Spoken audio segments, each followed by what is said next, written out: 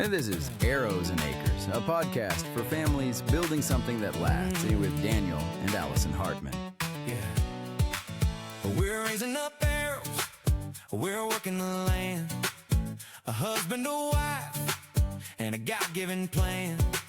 And no shortcuts, we're doing this right. Building a family that shines in the night. Arrows and acres, faith, family, home. You were never meant to do this alone. Arrows and acres, let's build something real. Welcome to the show. Let's go. Welcome, everyone, to Arrows and Acres podcast. We're the Hartmans. I'm Allison. This is Daniel. We're excited to be here. We've got a great episode for you today. It is no phones, no tablets, no problem. How we protect our children's minds, hearts, and imaginations. Popular topic, but definitely one we need to dig into. It's quite overwhelming to imagine the vastness of this issue. And as much as we try to monitor the use of any of this stuff, take it away when needed, get our children outside, get them away from video games or, which we've eliminated completely. The phone still, we're both, everyone's sitting here using a phone.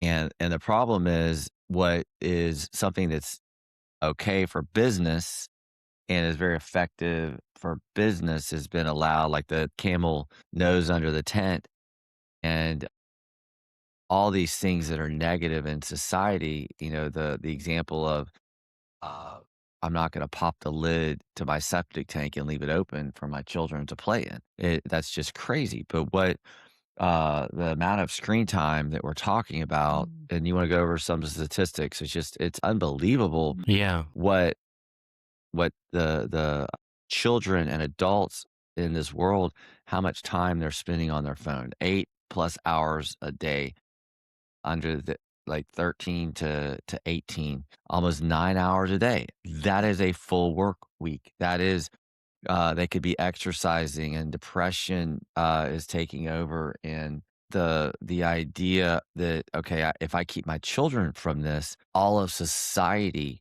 is being inundated, and basically they're playing in the septic tank with pornography, with all of these videos, just constant entertainment. The attention span of a goldfish is what we like to say, because if you're just basically looking at these amazing, put together, interesting things, life is going to seem very, very boring. Absolutely. Let's walk it back and we'll get to the data.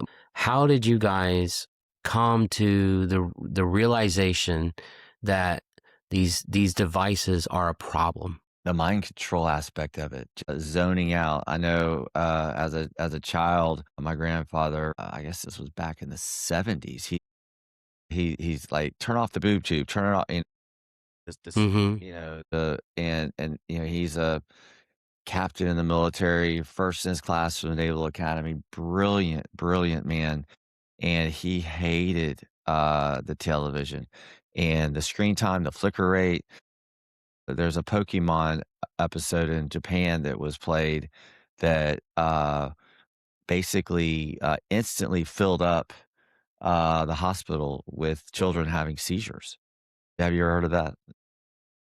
I hadn't heard of that one.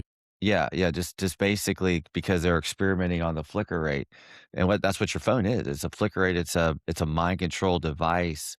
DARPA and the CIA and all these organizations, they're designed to be mind control.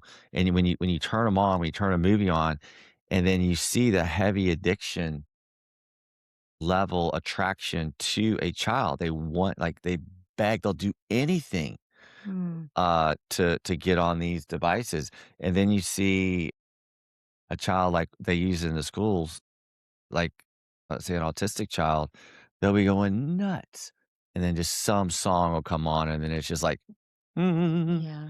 I mean, it's like going crazy. So, but that's what's happening in the mind, and the dopamines that are hitting, and that's comparable to drug use. Yeah, I think for us, it was really observation. We didn't grow up with this. And so you have to be aware of your surroundings. We're constantly watching families that are doing things well, and we're watching families that I don't want my children to turn out like that. And so when you notice things like that, you've got to take note and say, a wise man learns from other people's mistakes, right?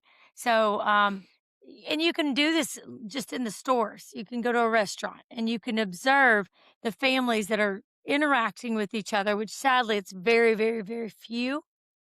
And then you see the families that are just sitting there and they're all on separate devices. And And texting one another they in their they conversation. very well could be. It is literally the new norm. It is so and it is so addictive. I can say it for myself. I mean it's hilarious. I'll sit there and be on a book or a piece of paper, and my fingers will sometimes do like this. I'm so used to being on my device, and I'm a grown adult and I know better. And I'm utilize it so much, thankfully for the good. I'm not a time waster. I hate wasting time. So I'm not a scroller, which is maybe not as entertaining, but I also have self-control, and I know if I started scrolling, it would not probably Right, but end well. I mean, you'll sit there and show me reels and funny stuff. So I mean, Right. that's Yeah, you're right. that's There's sometimes we do use it I just mean, for sheer as entertainment, checking out. and I mean, I don't think that's really good. It's definitely It's something that And we're all, I mean, this is a huge problem. I mean, even in us, in our family, this is a battle. I mean, this is a battle Mhm. space of the mind. But again, we don't battle against flesh and blood, but against principalities, powers, and rulers in high places. And I would say anything other than a 100% useful, and that doesn't mean like turn it on so your children can watch a movie, like something that's making you money, or you're calling, a friend or family to really talk. I mean, much past that, it's a waste of time. well, let's think about our childhood. Oh, I'm 50s, 50s, I'm 51, you're 57. And our child was outside, number 1, always, always outside. Riding bikes, riding bikes through the neighborhood. And it's decreasing stress. You're out in the sun, you're getting the D3 vitamin, Right. so the immune system is robust versus inside Yeah. getting nothing. So the No stats that you exercise. brought up to me were just convicting, shocking, concerning. So we early on in our marriage, as cell phones, we were kind of the last of our friends to We'll get a cell phone. never get a cell phone. I mean, Yeah, this never words ever get a cell phone. this Let's was talk back about in some of those stats. '98. This is back in '98, plus or Wow. minus, from Yeah. where I actually got married. Everything's drastically changed since then.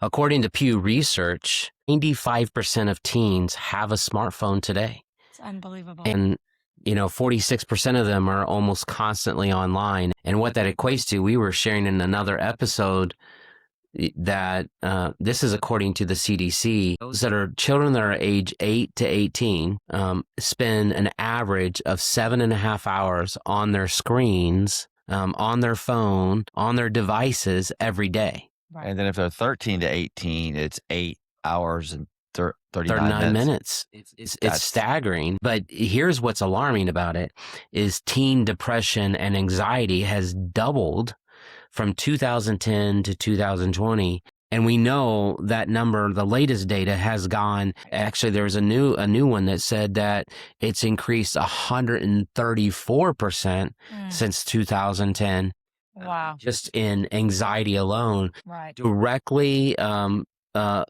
tied to smartphone adoption. Right. And so, Yeah, you don't have to. This isn't a moral argument. This is sheer data. You can look at it. Smartphones were hardly around in 2010.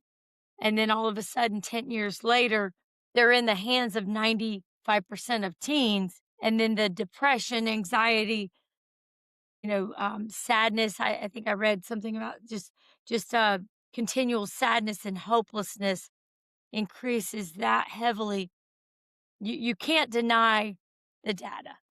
It's definitely, there is a huge correlation. So then what do we do, right? Let's unpack that for the audience. And a lot of people would say, well, if I take the devices away, my children are going to be bored. Yeah. What do you say to that? I mean, ubiquitously, I have said you are a boring person. You have no creativity. You have no drive to go outside, go play, go run, play a game with your siblings, sit down and make something, create something. If you don't have the feeling of boredom, then you don't have the idea of creativity. Boredom creates creativity. Like, what It do I drives do? it. What do I do? Okay. And then I direct that back at my children when they're asking me to entertain them. And I put it back on them.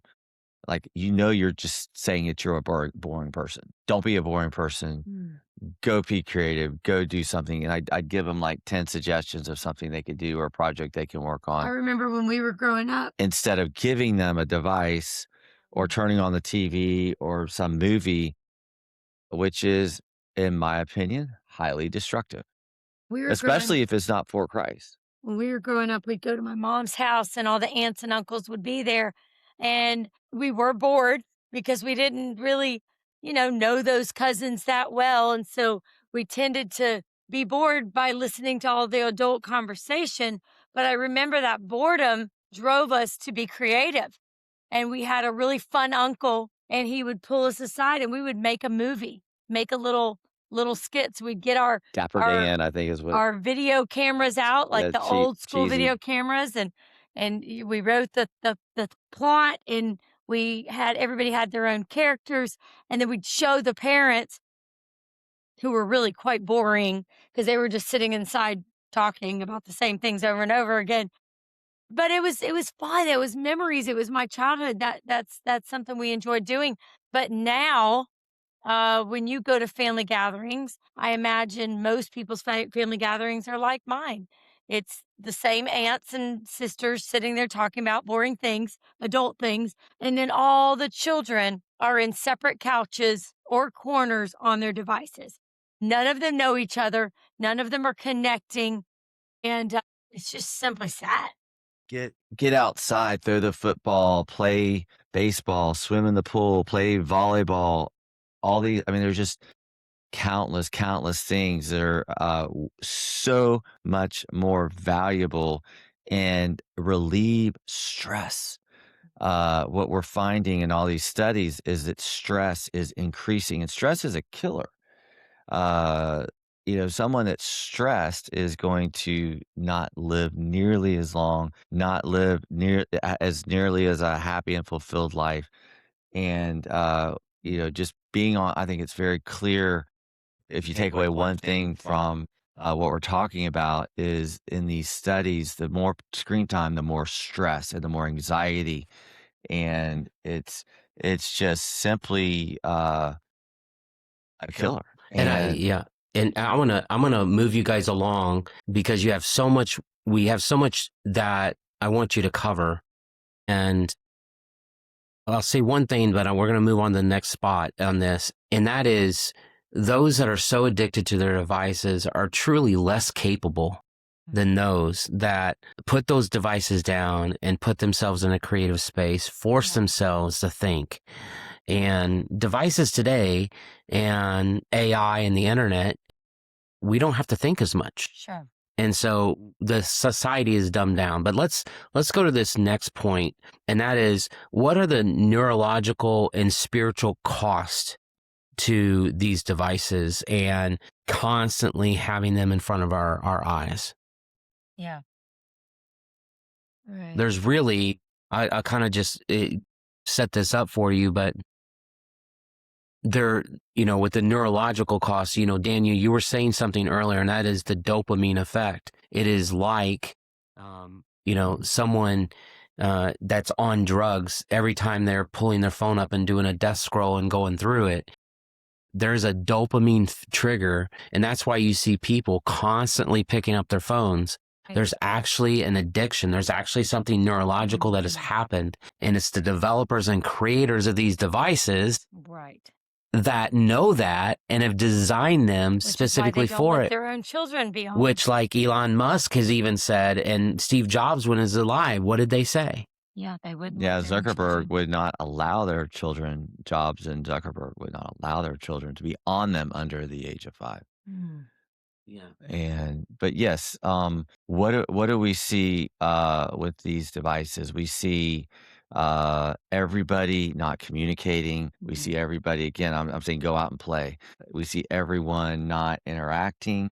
This human interaction, I mean, why are we texting someone in a booth at a restaurant or across the dinner table and not talking and communicating? And just for the sheer Convenient. exercise, yeah, just lacking in exercise, and then going out and building hand body coordination and skills. I mean, it's just what a detriment to society. We did a podcast recently on purity and porn in the digital battlefield. So what is the spiritual cost here that you guys can speak to if there's the constant handing off of these devices to our children and no accountability even in the household? Well, just think about the mandate of Scripture to pray without ceasing, meaning pray all the time. And if 8, 9 hours a day are spent on these phones, and what I consider to what pray without ceasing means is just to constantly abide in Christ and ask Him, everything I'm doing, is this for Christ? Is this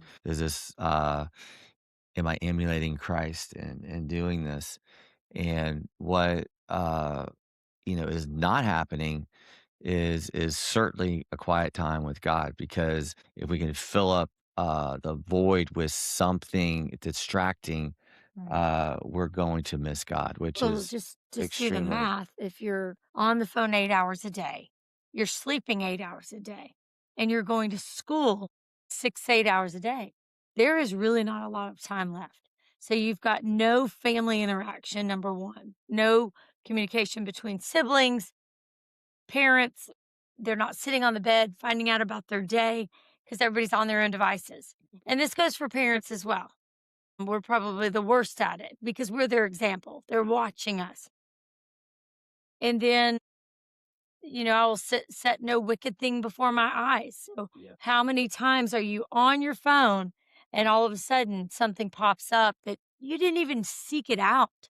We had created a Facebook page for our son, who's now 20 and married, for his business, fencing business. And he didn't even have a smart device to where he could monitor it. So I told him I'd be glad to do it for him. And I noticed that the things that popped up on his feed were completely different than things that popped up on my feed. And I spent a whole evening going in, do not want to see, do not want to see. I don't want to see this. Delete, delete, delete. The top stories, the things that came across the feed. Basically setting up a profile for him being known by Facebook, and then not wanting to see all this garbage that was just But it was there. you get Facebook will show you the things that you're most interested in. And so for me, I get health things, I get things that are photography related, mother related, homeschooling. But for him, he was just this 18-year-old boy, and it was just evil things, evil things, evil things before his eyes. And so spiritually, his innocence was just being cut away every time he opened it. And like I said, he didn't even have a smart device, but he would say, "Hey, let me use your phone so I can get on my own Facebook." Seemed reasonable. See, most of the parents listening, they're not purposely trying to get their children into looking at bad things. They simply don't realize. They don't realize because I don't even, before you mentioned some of this data, I had no idea it was this severe. I knew some people had given their younger kids smartphones. I had no idea it was most are doing Right. it. And they're simply doing it because they're keeping up with the Joneses. They're making excuses for, well, he needs a phone because he's driving now. He needs a GPS. No, he doesn't. They sell GPSs still, old school GPSs you Or can still get. let's get practical here.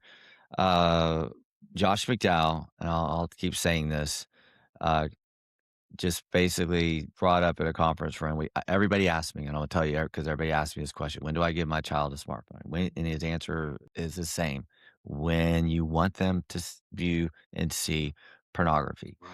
And so again, I'm not going to flip the lid on my septic tank and let my children just randomly fall in it or go play in it or whatever. I mean, it's just why would I do that? I do not let any devices in our children's bedrooms ever. Right. The doors are never like allowed to be locked. Anytime that we're not doing school, we turn off. Like I unplug the internet. Right. Like right now, it's on because we're viewing and using the online. So it's off otherwise. Right. It's not on. It's not just on so somebody can come along and get on it. And obviously, uh, checking constantly, asking, what are you looking at on your phone? Are your eyes pure? Is there any immorality? Are you being drawn in by anything?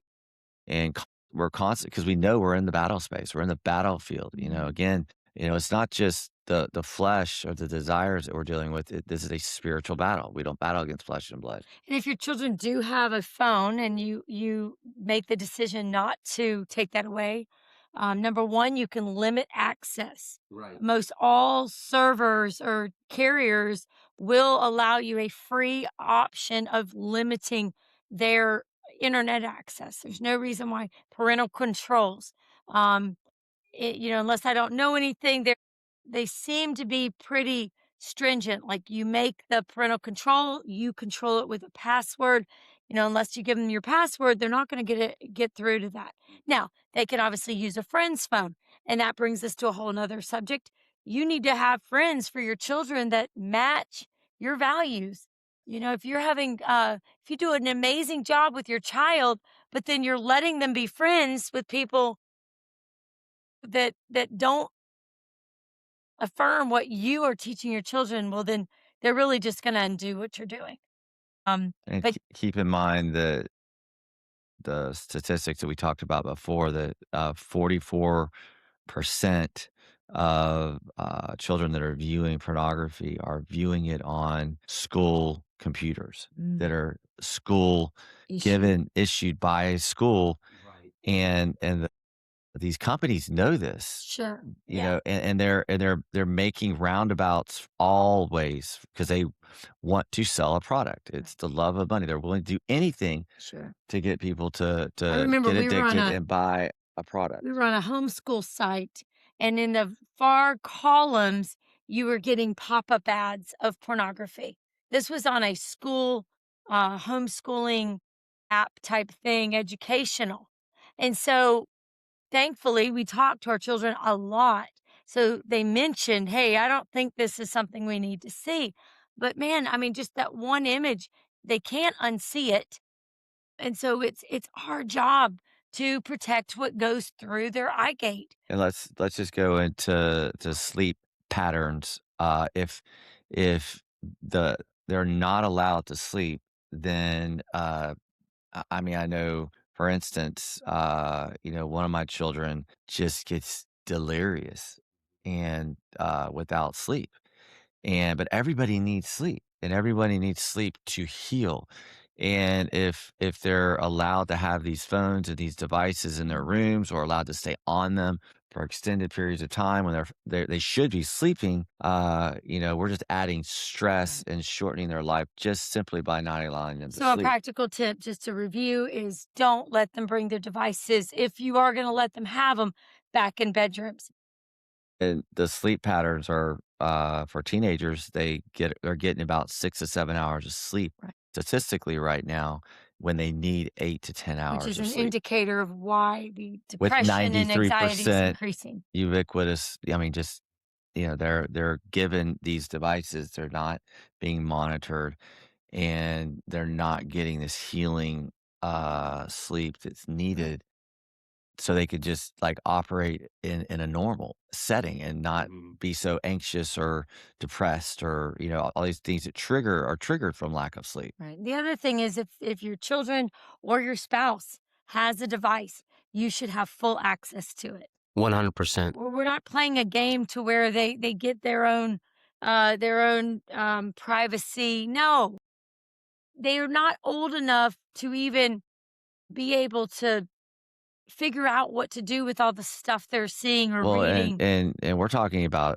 our spouses. Like if there's something that's so we're just talking the other day that's so important that your spouse can't see it. Mm. There's probably some big problems there There's an issue. because if you're one and you're everything that you have is one and you're like-minded, uh, you should be able to show everything Yeah, definitely a to red your flag. spouse, and there should be no excuse for that, to have unfettered access, to have accountability. What an important aspect of our life, Even our Christianity, even texting, is to be accountable. we've been able to pick up on some dangerous situations just reading text threads, which again, we're not sneaking their phone and doing this privately. We're asking them, "Hey, let me see your phone. I want to see the conversation that you're having. Are you saying things Yeah, that and if they're are inappropriate? Are your friends saying things or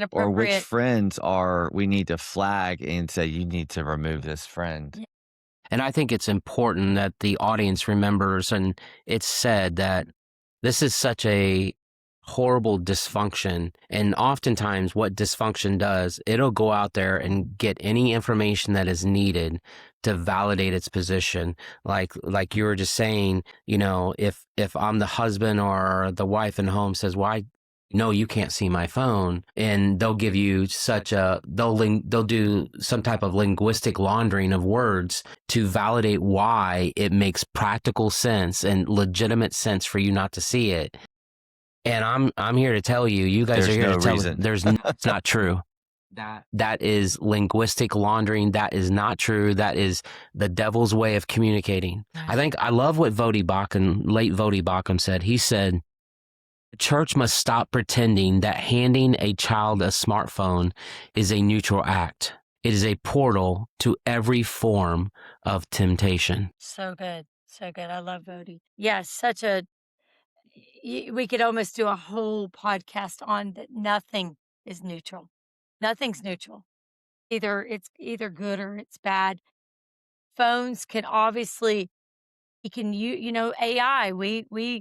Man, AI has changed the way we edit photos. It's been amazing. Keeping organized. We're planning this family camp coming up soon. And in fact, you can go to our website, arrowsandacres.com, and find out about the latest family camp. We put on it 3 times a year. Well, our big one's coming up, and I was planning food for, the couple 500-600 people coming. So I was able to just put that in there. I'm planning a meal for this many people. Boom, it spit me out a menu, an ingredient list. It's amazing. It's amazing. However, anything in the wrong hands and not properly used can be evil. So it's not neutral. He's so right. Even just picking up patterns, like you said, of what you do with your downtime. If we cannot just have a moment of boredom, use that moment of boredom to say, I need to go do something productive, whether it's helping your family or learning how to, pick up a new you're able to do, whether it's a musical instrument or, just learn something new. Not even we're not even there in this culture. Let me go ahead and just all this precursor saying this. Let's just hit a home run here. And what I'm going to say is so incredibly important. Find community, find families that are like minded, that have these same viewpoints, that want to keep their children from these devices. Because if you don't, your children are going to be exposed to all this stuff Yeah. just because they Mhm. have a friend who has a phone or are not monitored. And then if your children uh, have restricted use and we're protecting them from the mind virus of going and playing in the septic tank outside, which no one would ever do. We're just common sense. We're protecting our children. And if our children are being protected and their friends are not, they're gonna feel like weird and different. And also, there has to be our children can take your money on a credit card, on a cell phone, on a device. I mean, our children know how to use these Right. devices because we use They're them. tech savvy, but They're tech they savvy. don't Like they'll rely on it. like But we'll they're also able to change a tire. They're Right. also able to replace a battery. They're also right. able to run equipment. That's right. Yeah, it's a balanced approach to what normalcy Yeah, it's good. is. Balance. And the jack of all trades is gone Yeah. in this society. And we're trying to expose our children, like you're saying, to okay, if you don't know where the oil dipstick is or where the tire iron is or the tire pressure gauge, you're in trouble if you're on a trip. And if and then all these things, I mean, why can't everyone know how to build a house, to change a toilet, to install tile, to do carpentry skills, I mean, all of these things I'm doing with my children on a regular basis and making them well-rounded individuals that are effective in society. And when they get their own home and they get their own family, uh, I would say I've added hundreds of thousands of dollars to our family equity by simply not calling somebody, doing it myself. Yeah. And that's what, with 8 hours a day, 9 hours a day, I mean, can you think of all the things, all the people you're not going to have to call if your children know how to do XYZ, everything that you're needing done, they're going to be able to do it. And then with our friends that we're in community with, and their parents may not have a job or the bent towards being self-employed and knowing these things, a lot of them will send them to our house, say, "Hey, can they stay with you? Can they intern with you? Can they kind of like a little bit of a house swap? We want them to see your world." Good families. They just don't do things the way we do it. So go learn from someone else. Find families in your community. And I'll even say it even tougher than that. If you're going to a church that the young people are tearing your house down, they're stealing your kid from you. They're stealing their minds, and they're just not a good influence. They're playing video games, they're watching movies, that are not for Christ. Find It's You're gonna have to find a new church, and that's a community, hard thing because a lot community, of times community. we want to stick with the same church. It's a good preacher, and we won't. Good parents don't give their children poison. They don't let them hang out with sexual predators. I mean, that's a duh. You're not going to go let your child just go start knocking doors and hang And out, but yet we'll give them a smartphone that'll which has show a access to all of that. transgender like story time and try to sell them, or homosexual, or the idea. Cram the agenda. I mean, not just pornography. I mean, there's just so much they're going to be hit with outside of your control. Why would anyone in their right mind let their child go play out in the street unattended? What? No one would do it. But yet we're handing our children, especially the young ones, without any guardrails, like go, walk a suspension wire over a 1,000-foot gorge. You'll see like a post about a couple that abuses their children, right? The dad abuses, the mom abuses. Maybe they leave them in a car unattended. They die from heat. Horrible, horrible stuff. But what's interesting is the comments below. Even accidents, true accidents. Now, abusing children, that's not an accident. Yeah. You need to be locked up. But I've seen where it's an accident. They thought one parent was watching. These general public will crucify that couple. But then at the same time, the same families that are casting stones, their own child is in the back bedroom on looking at pornography and communicating with predators on the internet.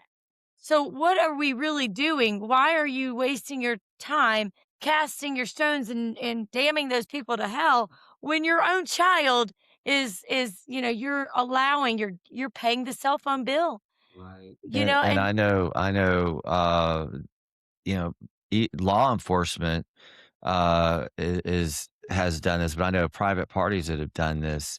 They basically posed as a small child and making sexual requests and caught hundreds of pedophiles soliciting them. And I mean, if you don't believe me, just go look it up what I'm saying. I mean, it's hundreds, just one individual that I'm thinking about that is, they put out these requests. And yeah, I mean, it's completely dangerous what we have in our hands here. This isn't a small problem anymore. This is something that should boil the blood of every parent. We should be outraged because our children are being attacked and we're sitting around idly not doing anything about it. You see even parents protect what our children eat. I want to be a healthy, very careful to what my children eat mom. Well, good for you. But this is more damaging than red dye. And every generation has a test, the quote that we have down here. And this certainly is the test. That would be a great quote to finish this show off today with. Yes, from the late Charlie Kirk. Yeah. Every generation has a test. And what does it say with these smartphones? This is the test of this generation of what our families are going to do, what you're going to do with these phones, good or bad. Any closing comments before we wrap the show up today? We're in a spiritual warfare. Yeah. I mean, it's a spiritual battle, and it's manifesting in the form of these cell phones. And I'm sympathetic, as always, to the mothers who are, they can't even get a diaper change before the next child needs something. Yes. And that's reality of where we're at. Train your children to help you. Yes. Instead of being on their phones. Like they should be there waiting to help you as a parent, these older children. I mean, what a thought. If you're looking around. You're training them to be adults. You're not training them to be, stuck into cyberspace. If you have a 12-year-old, 15-year-old that's sitting on their phones while you're serving your family making dinner, you've got to rethink this. You've got to be willing, like we've said before, you've got to be willing to reproduce yourself and change your paradigm. Even if you've been doing this for the last 10 years of parenting, let today be the day that you say, I can switch this around. I'm going to take control of my children's what they're looking at, what they're doing with their time. I'm gonna and enjoy it. It isn't a burden. It's not a negative. Don't think of this as a negative. Will you lose friends? Yes. Will you be criticized by other families? Yes. But again, at the end of the day, you are responsible. You will stand before God alone for what you did and what you allowed your children to do. They're our children. They are given to us, and you've got to take that job seriously. So make it your new normal and take charge. Subscribe to our newsletter. Go ahead and subscribe to our podcast on your favorite podcast platform.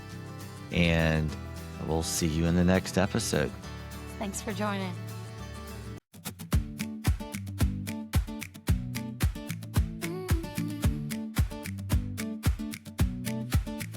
Every arrow takes aim, every acre takes work, every covenant kept when it hurts.